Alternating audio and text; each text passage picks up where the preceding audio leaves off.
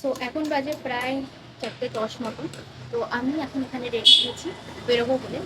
তো যাচ্ছি বন্ধুদের সাথে, কিছুই এমন না, চা খেতে যাচ্ছি, বাট অনেকদিন পর রিইউনিয়ন হতে চলেছে আজকে, তো সেই কারণে বেরোবো। তো তার আগে একটা গেট রেডি জিনিস শ্যুট করছিলাম, সেই জন্য ফোনটা এখন স্ট্যান্ডে সেট করা আছে আর কি। তো চলো এক্ষুনি বেরোবো। তো বন্ধুদের সাথে কতদিন পর দেখা হবে, একটু একটু অ্যাকচুয়ালি অনেকটা এক্সাইটেড। তো তোমাদের সঙ্গে কিছুটা শেয়ার করবো যে কি কি গল্প টল্প করছি, কি করছি গিয়ে তোমাদের সাথে শেয়ার করবো। তো তোমরা দেখতে থাকো ভিডিওটা।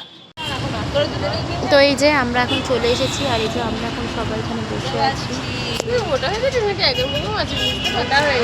এত সুন্দর কি করে হয়ে যাচ্ছিস দিন দিন?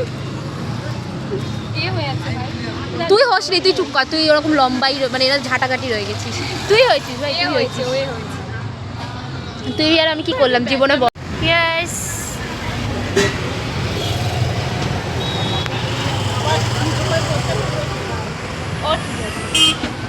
কোনো বিউটি কন্টেস্টে যাচ্ছ তুমি? এখন আছি আমরা কেশবপুরের মুখে। এই যে সাজুগুজু চলছে, এই যে পিছনে একজন জিম যাবে মানে জিমের ব্যাগ ক্যারি করেছিল। কোথায়?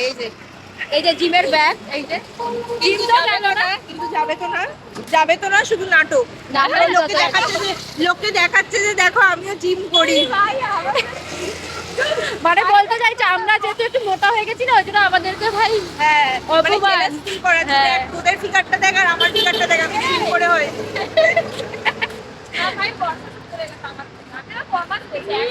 বর্ষা সেক্সি এখন কন্ট্রোভার্সি চলছে কে বেশি সুন্দর। হ্যাঁ, তাও আবার কোথায় চলছে সেটা দেখাই।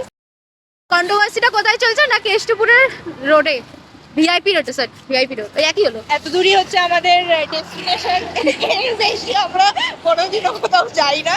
এই চায়ের দোকানটা অবধি হচ্ছে আমাদের ডেস্টিনেশন, কিছু করার নেই। এটা প্রায় চলছে 2023 থেকে মনে হয় না, 23-এর আগে মানে 22 থেকে চলছে এইটা, যে আমাদের ডেস্টিনেশন ওই একটা জায়গায় চায়ের দোকান।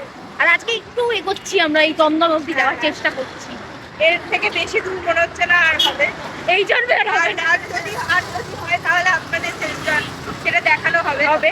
একটা হওয়ার প্ল্যান হলো, হাফ হয়েছে ডিসেম্বরে, কিন্তু সেটা সাকসেসফুল হলে হয়নি। এখনো অবধি সেই প্ল্যানিংটা ফুলফিল হয়নি। কি মাকে কি বলবে? ওর পার্সেল এসছে। ও আচ্ছা,